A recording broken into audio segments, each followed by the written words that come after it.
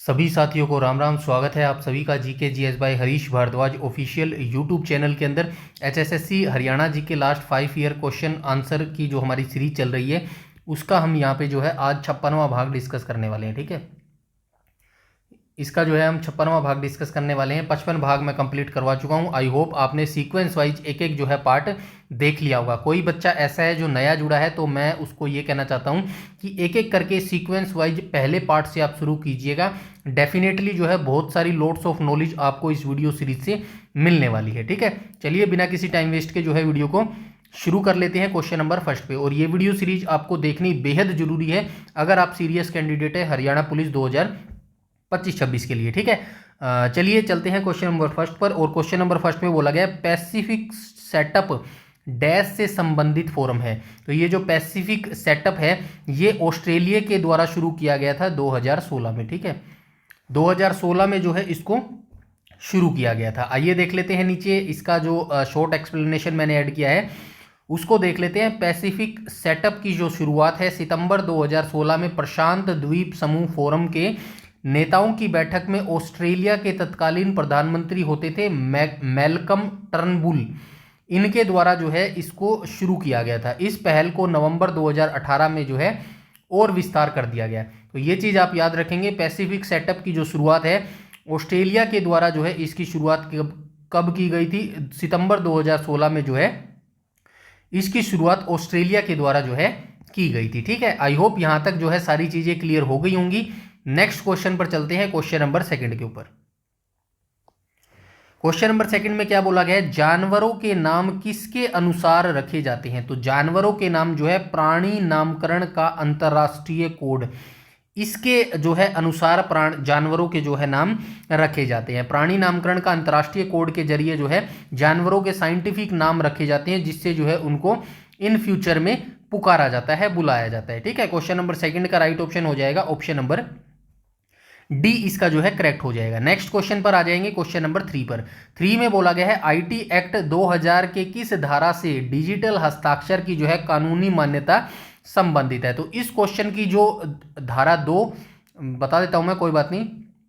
धारा 2 से 5 तक कंप्लीट जो धारा थी ये सारी मैं आपको बता चुका हूं प्रीवियस वीडियो में, इसीलिए बोलता हूं प्रीवियस वीडियो देखनी आपको बेहद जरूरी है। ठीक है, प्रीवियस वीडियो में बता चुका हूं। और आईटी अधिनियम 2000 की जो है धारा 5 के अंतर्गत जो है डिजिटल हस्ताक्षर की कानूनी मान्यता संबंधित है। मतलब डिजिटल जो हस्ताक्षर आजकल होते हैं ना, कोर्ट में भी जो आप जाते हैं तो डिजिटल पेन जो है आपको दिया जाता है, वहां पे जो है आप डिजिटल हस्ताक्षर ऐसे जो है कर देते हैं, जो भी आपका हस्ताक्षर है वो आप कर देते हैं। तो डिजिटल हस्ताक्षर जो है कानूनी जो है मान्यता प्राप्त है आईटी एक्ट 2000 के धारा 5 के अकॉर्डिंग। ठीक है, तो ये धारा याद रखना, धारा 5 के अकॉर्डिंग।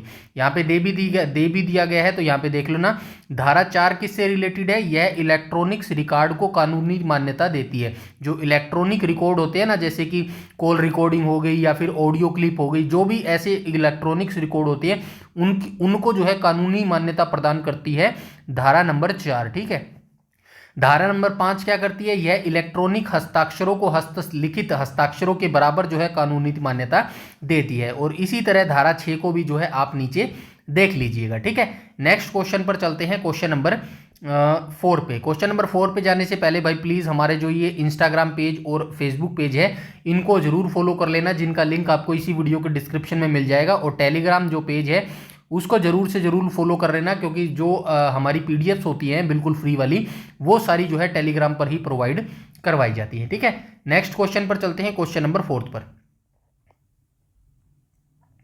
क्वेश्चन नंबर 4 में बोला गया द स्पिरिट ऑफ लॉस के लेखक कौन है? तो ये एक पुस्तक है जिसका नाम है द स्पिरिट ऑफ लॉस, इसके लेखक हो जाएंगे मोंटेस्क्यू जो है इसके लेखक हो जाएंगे। नेक्स्ट क्वेश्चन पर चलते हैं, क्वेश्चन नंबर 5 पर।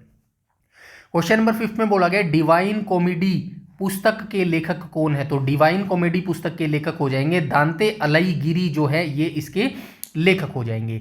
नेक्स्ट क्वेश्चन पर चलते हैं, क्वेश्चन नंबर 6 पर। क्वेश्चन नंबर 6 में बोला गया राष्ट्रपति को पद की शपथ किसके द्वारा दिलाई जाती है? तो राष्ट्रपति को पद की शपथ आप सभी जानते हैं भारत के सर्वोच्च न्यायालय के जो है मुख्य न्यायाधीश जो भी होते हैं उन्हीं के द्वारा जो है राष्ट्रपति जी को शपथ दिलाई जाती है। नेक्स्ट क्वेश्चन पर चलते हैं, क्वेश्चन नंबर 7 पर। क्वेश्चन नंबर 7 में क्या बोला गया, तो क्वेश्चन नंबर 7 में बोला गया ह्यूमन शब्द जो है किस भाषा से लिया गया है, तो ह्यूमन जो शब्द है ये लैटिन भाषा से लिया गया है। ठीक है, क्वेश्चन नंबर 7 का जो है राइट ऑप्शन हो जाएगा ऑप्शन नंबर सी, इसका करेक्ट हो जाएगा। ह्यूमन शब्द जो है ये लैटिन भाषा से लिया गया है। नेक्स्ट क्वेश्चन पर चलते हैं, क्वेश्चन नंबर 8 के ऊपर। क्वेश्चन नंबर 8 में क्या बोला गया है, तो आइए देख लेते हैं। हरियाणा में ICAR national bureau of animal genetic resources कहाँ स्थित है, तो ये कहाँ स्थित हो जाएगा, करनाल में स्थित हो जाएगा। इसकी स्थापना की बात करूं तो 1984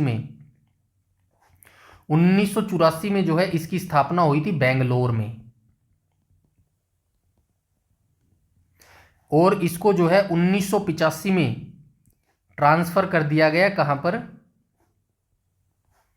करनाल में, और 1995 में इसका जो है विलय कर दिया गया। इन दोनों का विलय कर दिया गया, ये दोनों याद रखना, 1994 में विलय कर दिया।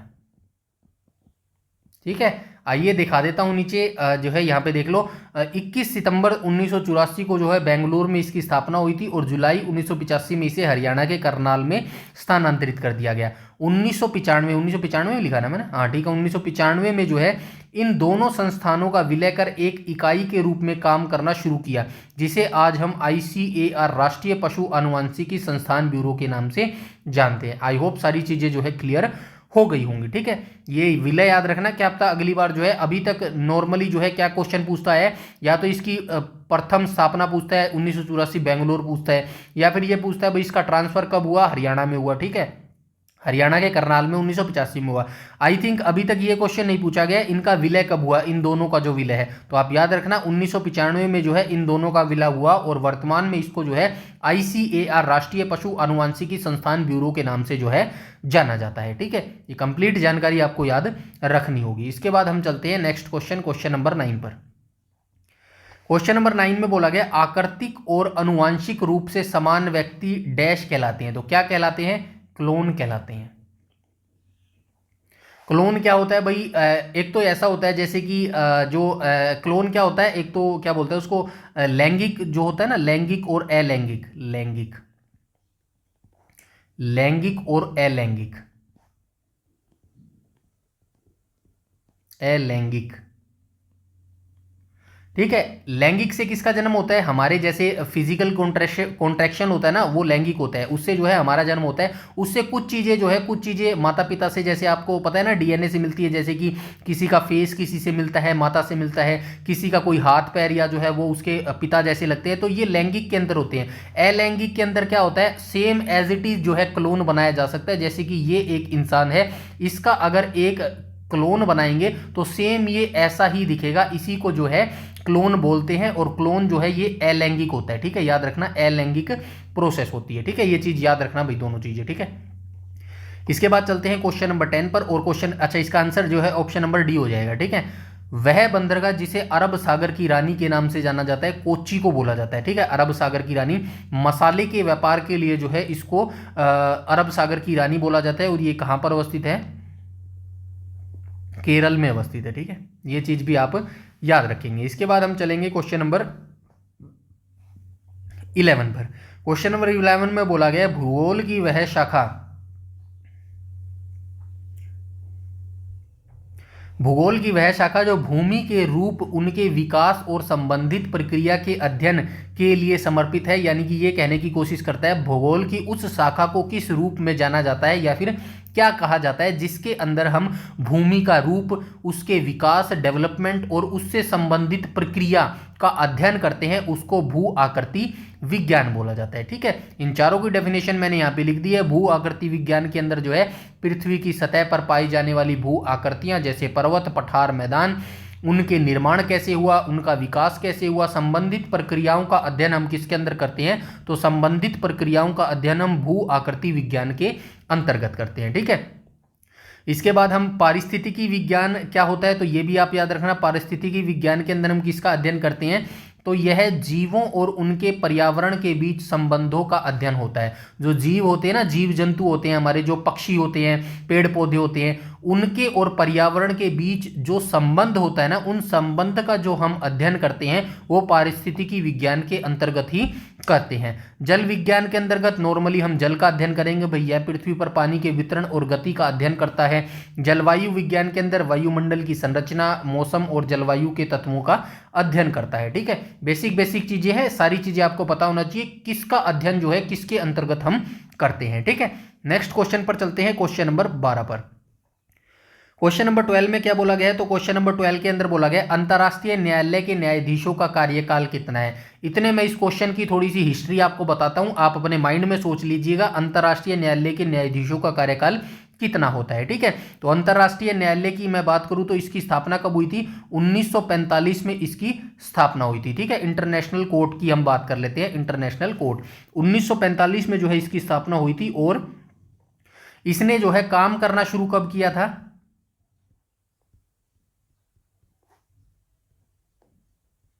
इसने काम करना जो है शुरू किया था अप्रैल 1946 में। अप्रैल 1946 में जो है इसने काम करना शुरू किया था। और इसका हेडक्वार्टर की मैं बात करूं तो कहां पर हो जाएगा, नीदरलैंड के हेग में। ठीक है,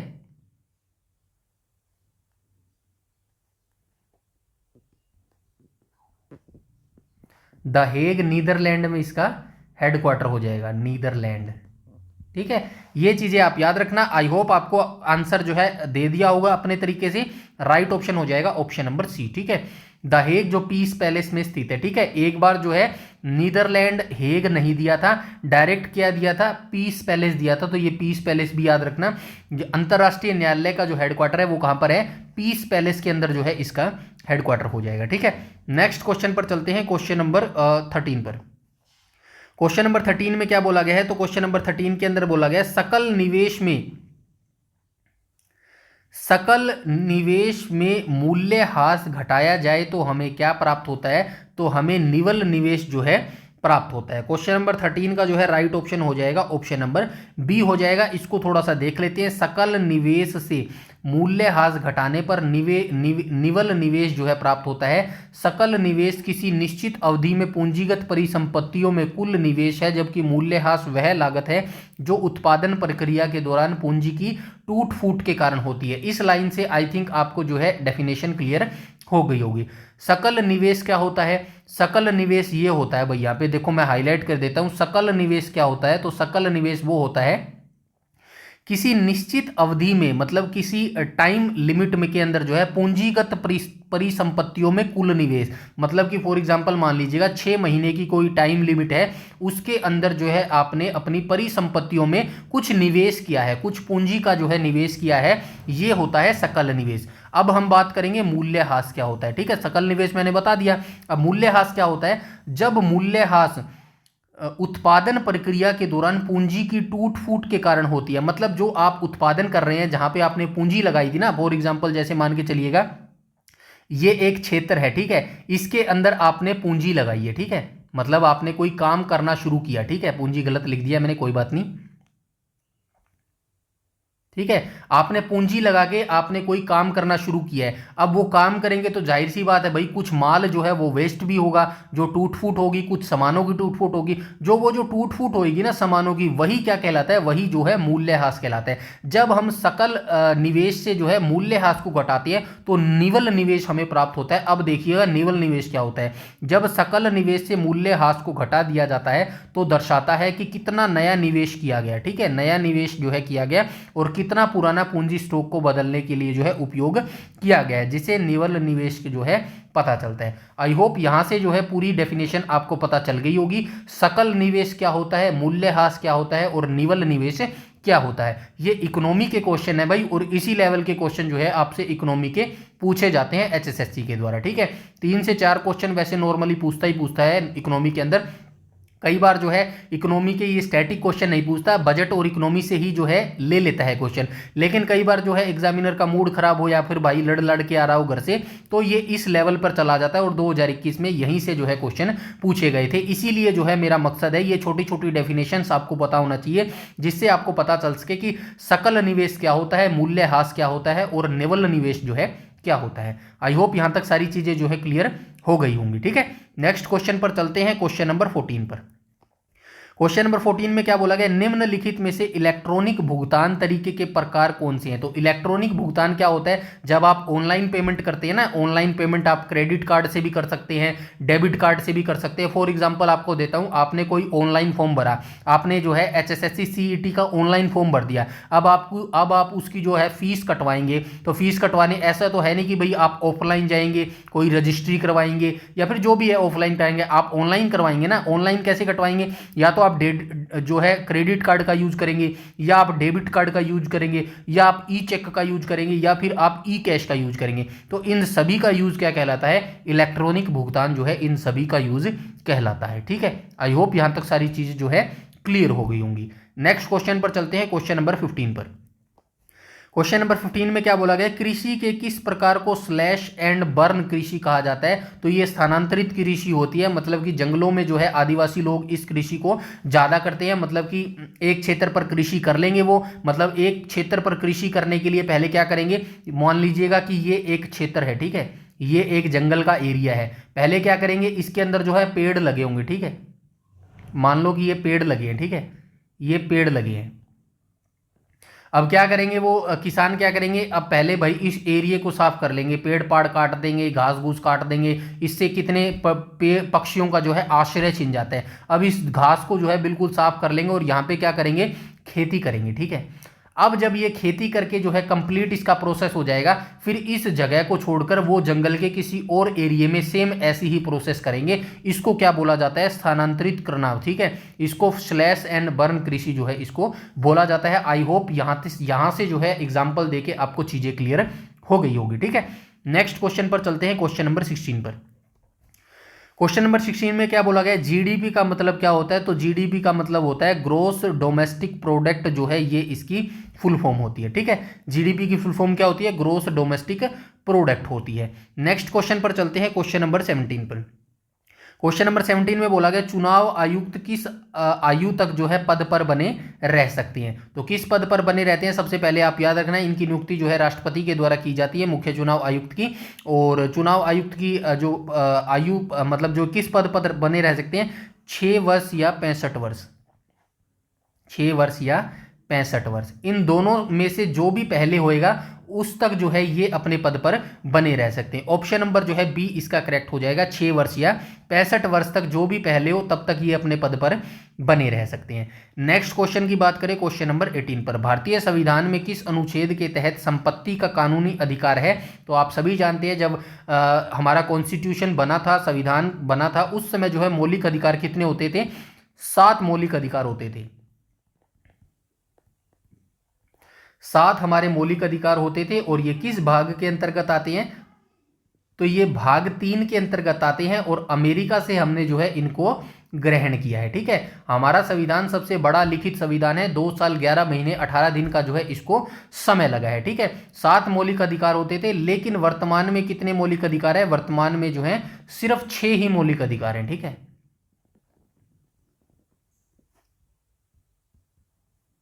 वर्तमान में 6 ही मौलिक अधिकार है, क्योंकि 44वें संविधान संशोधन अधिनियम 44वें संविधान संशोधन अधिनियम 1978 के संविधान संशोधन के तहत जो है अनुच्छेद 300A के तहत जो है अब संपत्ति के अधिकार को जो है एक कानूनी अधिकार जो है बना दिया गया है। ठीक है, राइट ऑप्शन हो जाएगा option number A. I hope यहां तक सारी जानकारी जो है क्लियर हो गई होगी। नेक्स्ट क्वेश्चन पर चलते हैं, क्वेश्चन नंबर 19 पर।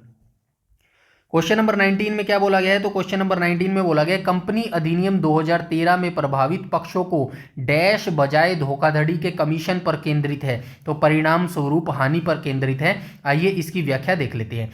कंपनी अधिनियम 2013 के तहत धोखाधड़ी को इस तरह परिभाषित किया गया है। तो कंपनी अधिनियम कौन सा है, 2013 है।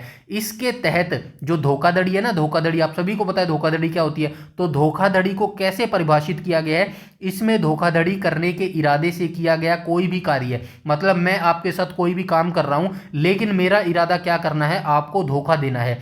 इस इरादे से किया गया कोई भी कार्य, चूक, तथ्य, फैक्ट्स का छिपाना या पद का दुरुपयोग शामिल है, भले ही इसके परिणाम स्वरूप कोई भी परिणाम हानि हुई हो या नहीं हुई हो। कहने का मतलब ये क्या कह रहा है, मतलब कि फॉर एग्जांपल मैंने आपके साथ कोई धोखा किया है, मतलब आप भी कैंडिडेट हैं, मैं भी कैंडिडेट हूँ, मैंने आपके साथ धोखा किया है, मतलब मैंने आपके साथ कोई कार्य किया है, लेकिन मैंने वो कार्य धोखे के भाव से आपके साथ किया है, चाहे आपकी हानि ना हुई हो, लेकिन मैंने धोखे के अभाव से जो है वो कार्य आपके साथ किया है, तो ये कंपनी अधिनियम 2013 में जो है पक्षों के बजाय धोखाधड़ी के कमीशन पर जो है केंद्रित है। ठीक है, ये चीज आप याद रखिएगा। नेक्स्ट क्वेश्चन पर चलते हैं, क्वेश्चन नंबर 20 पर।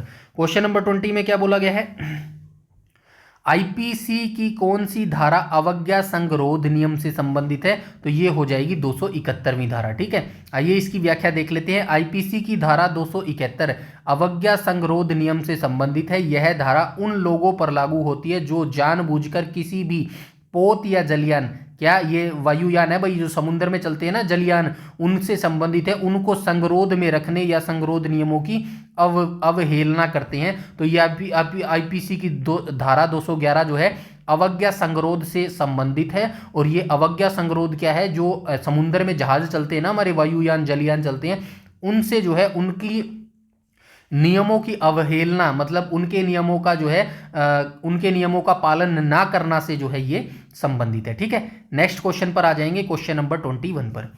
क्वेश्चन नंबर 21 में क्या बोला गया है, आइए क्वेश्चन नंबर 21 को देख लेते हैं। NIFTEM का विस्तार क्या है, यानी कि ये फुल फॉर्म पूछी गई है हमसे। ठीक है, तो इसकी फुल फॉर्म क्या हो जाएगी, national institute of food technology entrepreneurship and management जो है इसकी फुल फॉर्म हो जाएगी। क्वेश्चन नंबर 21 का राइट ऑप्शन हो जाएगा ऑप्शन नंबर डी। चलते हैं नेक्स्ट क्वेश्चन, क्वेश्चन नंबर 22 पर। क्वेश्चन नंबर 22 में बोला गया है ई कॉमर्स का लाभ नहीं है। ई कॉमर्स वेबसाइट आप सभी को पता है, अमेजन जो फ्लिपकार्ट आजकल जो सामान मंगाते हैं वही ई कॉमर्स जो है वेबसाइट होती है। ई कॉमर्स का लाभ नहीं है, तो कौन सा जो है ई कॉमर्स का लाभ नहीं हो जाएगा, तो ऑप्शन नंबर ए हो जाएगा। बढ़े हुए जो मूल्य है ये ई कॉमर्स का लाभ नहीं है। बढ़े हुए मूल्य ई कॉमर्स का लाभ नहीं है, क्योंकि ई कॉमर्स से लाभ कम आरंभिक लागत, वैश्विक बाजार तक पहुंच और 24/7 पहुंच जैसे जो से होते हैं। तो ई कॉमर्स के लाभ तो यही होते हैं भाई, जो है कभी भी जो है आपको डिलीवरी मिल सकती है, कम लागत के जो है सामान आपको उसके अंदर देखने को मिलते हैं, यानी कि डिस्काउंट वगैरह जो भी होता है। तो ये बढ़े हुए मूल्य जो है ई कॉमर्स का लाभ नहीं होता है। बेसिकली चीज ये आपको बताने की कोशिश की गई है। ठीक है, नेक्स्ट क्वेश्चन पर चलते हैं, क्वेश्चन नंबर 23 पर। क्वेश्चन नंबर 23 में क्या बोला गया है, तो क्वेश्चन नंबर 23 के अंदर बोला गया अंतरराष्ट्रीय सार्वभौमिक स्वास्थ्य कवरेज दिवस जो है प्रत्येक वर्ष, अंतरराष्ट्रीय सार्वभौमिक स्वास्थ्य कवरेज दिवस प्रत्येक वर्ष कब मनाया जाता है, तो ये प्रत्येक वर्ष कब मनाया जाता है, तो 12 दिसंबर को जो है ये प्रत्येक दिवस जो है मनाया जाता है। नेक्स्ट क्वेश्चन पर चलते हैं, क्वेश्चन नंबर 24। भारत और यूके के बीच इंद्रधनुष संयुक्त अभ्यास है। सबसे पहले आपको पता होना चाहिए ये जो इंद्रधनुष अभ्यास है, संयुक्त अभ्यास, ये कौन कौन से देश करते हैं, भारत और यूके, यूनाइटेड किंगडम के बीच जो है इंद्रधनुष संयुक्त अभ्यास किया जाता है। और ये क्या कहाँ से कहाँ किया जाता है, क्या वायु से जल में किया जाता है, वायु से भूमि में किया जाता है, तो ये किया जाता है वायु से वायु में अभ्यास किया जाता है। ठीक है, ऑप्शन नंबर सी इसका जो है करेक्ट हो जाएगा।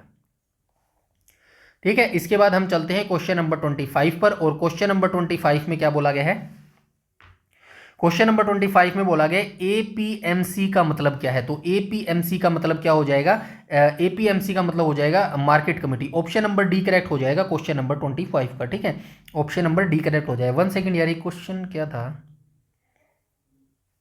ठीक है कोई बात नहीं। ठीक है, तो ये 25 का क्या हो जाएगा, ऑप्शन नंबर डी करेक्ट हो जाएगा। ठीक है, कहाँ गया ये रहा। एपीएमसी की फुल फॉर्म पूछी गई है, तो agriculture produce and market committee जो है इसकी फुल फॉर्म हो जाएगी। नेक्स्ट क्वेश्चन की बात करें तो क्वेश्चन नंबर 26। इस क्वेश्चन का जो है आंसर आप मुझे बताएंगे, क्योंकि आप इसी की तैयारी कर रहे हैं। इन फ्यूचर में आप मान लीजिएगा कि आपकी नौकरी भी यहाँ पर लगनी है, तो इसके बारे में ये बेसिक सी चीज़ आपको पता होना चाहिए। बस ऑनेस्टली मेरे साथ ये रखिएगा इस क्वेश्चन में, इस क्वेश्चन को जो है अगर आपको पता है एग्जैक्ट, मतलब इस क्वेश्चन के बारे में कहीं से भी आपने हेल्प नहीं ली, पहले आपको पता था इस क्वेश्चन का आंसर, तो आप मुझे कमेंट सेक्शन में बताइएगा कि इस क्वेश्चन का आंसर मुझे पहले से पता था। नहीं पता तो भी बताएंगे कि मुझे इस क्वेश्चन का आंसर नहीं पता था। राइट ऑप्शन हो जाएगा ऑप्शन नंबर ए। ठीक है, कांस्टेबल का जो बेसिक प्रशिक्षण पाठ्यक्रम होता है ना, जो आपको सिखाया जाता है, मतलब ट्रेनिंग का टाइम आप मान सकते हैं, तो बेसिकली जो इसका टाइम होता है वो 9 महीने होता है। ठीक है, 9 महीने की जो है ट्रेनिंग होती है कांस्टेबल की। ठीक है, क्वेश्चन नंबर 26 का राइट ऑप्शन हो जाएगा option number A. Next question पर चलते हैं। क्वेश्चन नंबर 27 पर, प्रधानमंत्री किसान ऊर्जा सुरक्षा एवं उत्थान महाभियान पीएम कुसुम योजना डैश द्वारा शुरू की गई थी। तो नवीन एवं नवीकरणीय ऊर्जा मंत्रालय के द्वारा जो है ये शुरू की गई थी। नेक्स्ट क्वेश्चन पर चलते हैं। क्वेश्चन नंबर 28 पर, भारत नेपाल के लिए आरबीआई द्वारा घोषित नई प्रति लेन देन प्रक्षेपण जो सीमा है वो क्या है? तो ये 2 लाख हो जाएगी। ठीक है, क्वेश्चन नंबर 28 का राइट ऑप्शन हो जाएगा ऑप्शन नंबर ए। उसके बाद हम चलते हैं क्वेश्चन नंबर 29 पर। 29 में क्या बोला गया है? तो 29 में बोला गया है, भारत में गरीबी रेखा के आकलन के बारे में निम्नलिखित कथनों पर विचार करें। तो भारत में गरीबी रेखा का आकलन कैसे किया जाता है? भारत में गरीबी रेखा का अनुमान लगाने के लिए भोजन की आवश्यकता, कपड़े, ईंधन, चिकित्सा आवश्यकताओं आदि के निर्वाह स्तर या न्यूनतम स्तर से निर्धारण किया जाता है। चलिए, ठीक बात है। भारत में स्वीकृत औसत कैलोरी आवश्यकता ग्रामीण क्षेत्रों में प्रति व्यक्ति प्रति दिन 24 कैलोरी है और शहरी क्षेत्रों की बात करूं तो 89 दिन 2100 कैलोरी है। निम्नलिखित में से सही कथन का चयन करें। तो क्वेश्चन नंबर बी इसका करेक्ट हो जाएगा ऑप्शन नंबर बी, यानी कि भारत में गरीबी रेखा का जो आकलन है इसके बारे में जो दोनों कथन दिए गए हैं ये दोनों ही सही हो जाएंगे। ऑप्शन नंबर बी इसका करेक्ट हो जाएगा। ठीक है, क्वेश्चन नंबर 29 का। ठीक है, जो गरीबी रेखा का आकलन किया जाता है इसके लिए क्या क्या देखा जाता है? भोजन की आवश्यकता देखी जाती है, कपड़े देखे जाते हैं, ईंधन देखा जाता है, चिकित्सा आवश्यकताओं को देखा जाता है। ठीक है, और जो है भारत में स्वीकृत जो औसत कैलोरी आवश्यकता है ग्रामीण क्षेत्रों की बात करूं तो प्रति व्यक्ति प्रति दिन एक दिन की 2400 कैलोरी ग्रामीण क्षेत्र में और शहरी क्षेत्रों में जो है 2100 कैलोरी जो है निर्धारित की गई है। इस वजह से जो है दोनों कथन इसके करेक्ट हो जाएंगे। नेक्स्ट क्वेश्चन पर चलते हैं। क्वेश्चन नंबर 30 पर। 30 में बोला गया आने वाली विदेशी प्रत्यक्ष निवेश एफडीआई, तो ये क्या करती है? रोजगार सृजन नहीं करती है, गलत बात है भाई। रोजगार ले जाती है ऐसा थोड़ी है भाई। एफडीआई हमारे देश में आएगी तो रोजगार कैसे ले जाएगी? मौजूदा रोजगार को रोक देती है, ये भी गलत है। राइट ऑप्शन हो जाएगा ऑप्शन नंबर डी। विदेशी प्रत्यक्ष निवेश क्या होता है? जब बाहर की कंपनी हमारे देश में आएंगी, व्यापार करेंगी, कंपनियां करेंगी तो क्या होगा? रोजगार तो उत्पन्न होंगे ना, वैकेंसियां निकलेंगी। तो राइट ऑप्शन हो जाएगा ऑप्शन नंबर डी इसका करेक्ट हो जाएगा। ठीक है, नेक्स्ट क्वेश्चन पर चलते हैं। क्वेश्चन नंबर 31 पर। 31 में क्या बोला गया? हमारे संविधान द्वारा प्रदान किए गए मतदान अधिकारों के बारे में निम्नलिखित कथनों पर जो है विचार करें। ठीक है, तो मतदान के बारे में 2 कथन दिए गए हैं, आइए देख लेते हैं। हमारे देश में 21 वर्ष और उससे अधिक आयु के सभी नागरिक जो है चुनाव में मतदान कर सकते हैं। ये कथन तो बिल्कुल गलत हो जाएगा। ठीक है, गलत हो जाएगा। अब मुझे आप कमेंट सेक्शन में ये बताइएगा कि ये कथन जो है गलत क्यों हो गया। ठीक है, ठीक है, ये कथन गलत क्यों हुआ ये आप मुझे कमेंट सेक्शन में बताइएगा। बाकी दूसरा कथन, लेकिन केवल दुर्लभ स्थितियों में कुछ अपराधी और विकृत दिमाग वाले व्यक्तियों को वोट देने के अधिकार से जो है वंचित किया जा सकता है। निम्नलिखित में से कौन सा विकल्प जो है सही है? तो सेकंड वाला बिल्कुल करेक्ट हो जाएगा। तो ऑप्शन नंबर जो है इसका केवल कथन सेकंड सही है। ऑप्शन नंबर जो है ए इसका बिल्कुल करेक्ट हो जाएगा। ठीक है, नेक्स्ट क्वेश्चन पर चलते हैं। क्वेश्चन नंबर सेकंड पर। क्वेश्चन नंबर सेकंड माफ कीजिएगा 32 में क्या बोला गया है? निम्नलिखित में से किसके पास भारत में बैंक नोट जारी करने का एकमात्र अधिकार है? तो भारतीय रिजर्व बैंक आरबीआई के पास जो है अंतिम और एकमात्र अधिकार है भारत में नोट जारी करने का। ठीक है, क्वेश्चन नंबर 33 को देख लेते हैं। 33 में क्या बोला गया है? वेब पोर्टल ई गोपाल है, इसके संबंध में कथन दिए गए हैं और विचार करते हैं। यह राष्ट्रीय डेयरी विकास बोर्ड द्वारा शुरू किया गया है। यह कृषकों को सभी रूपों में रोग मुक्त जर्म प्लाज्म खरीदने और बेचने सहित पशु प्रबंधन करने देता है। निम्नलिखित में से सही विकल्प का चयन करें। तो ऑप्शन नंबर जो है ए करेक्ट हो जाएगा। तो वेब पोर्टल जो ई गोपाल है ना, ई गोपाल, ये किससे संबंधित है? सबसे पहले आप याद रखना, ई गोपाल से क्या समझ आ रहा है? गोपाल से समझ क्या आ रहा है? कृष्ण भगवान। कृष्ण भगवान क्या पालते थे? गाय पालते थे। तो यह राष्ट्रीय डेयरी विकास बोर्ड से सब शुरू किया था। ठीक है, एनडीडीबी के द्वारा जो है इसको शुरू किया गया था। और दूसरा कथन भी जो है इसका बिल्कुल करेक्ट हो जाएगा। इस वजह से कथन 1 और कथन 2 जो है दोनों इसके अंदर सत्य हो जाएंगे। ठीक है, नेक्स्ट क्वेश्चन पर चलते हैं हम। क्वेश्चन नंबर 34 पर। क्वेश्चन नंबर 34 में बोला गया भारत में उच्च न्यायालयों की संख्या कितनी है? तो वर्तमान अक्टूबर 2025 तक भारत में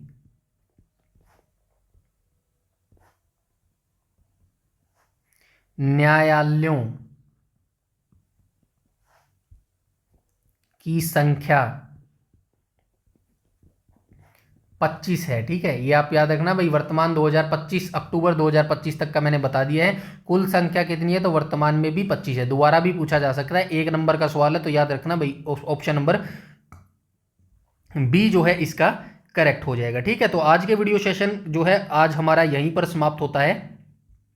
यहाँ पर जो हमने जो है 34 क्वेश्चनों को देखा है। आई होप आपको वीडियो सेशन जो है काफ़ी अच्छा लगा होगा। नीचे जो है इसके आंसर भी आपको मिल जाएंगे, और ये हमारे टेलीग्राम और जो फेसबुक पेज है प्लीज़ इनको भी थोड़ा सा जो है फॉलो कीजिएगा, और टेलीग्राम चैनल को तो जरूर आपको फॉलो करना है, क्योंकि जो है इसकी बिल्कुल फ्री पीडीएफ जो है आपको टेलीग्राम चैनल पर ही मिलेगी। बस आपको मेरे मोटिवेशन के लिए क्या करना है, वीडियो को ज़्यादा से ज़्यादा लाइक करना है और शेयर करना है अपने दोस्तों के साथ, अपने भाइयों के साथ, अपने बहनों के साथ। जो भी एचएसएससी, हरियाणा पुलिस या एचएसएससी के किसी भी एग्जाम की तैयारी कर रहा है तो उन सभी के साथ इस वीडियो को शेयर करना है। और कोई बच्चा पहली बार जुड़ा है तो चैनल को सब्सक्राइब कर लीजिएगा और बेल आइकन बटन को टैप कर लीजिएगा, ताकि समय पर आपको सारी नोटिफिकेशन मिलती रहे। और इस वीडियो में इतना ही। कमेंट सेक्शन में आप जरूर बताइएगा कि कितना स्कोर जो है आप यहां पर एग्जैक्ट कर पा रहे हैं, और वीडियो सेशन आपको कैसा लग रहा है। इस वीडियो में इतना ही, मिलते हैं नेक्स्ट सेशन में बहुत जल्द। तब तक के लिए धन्यवाद।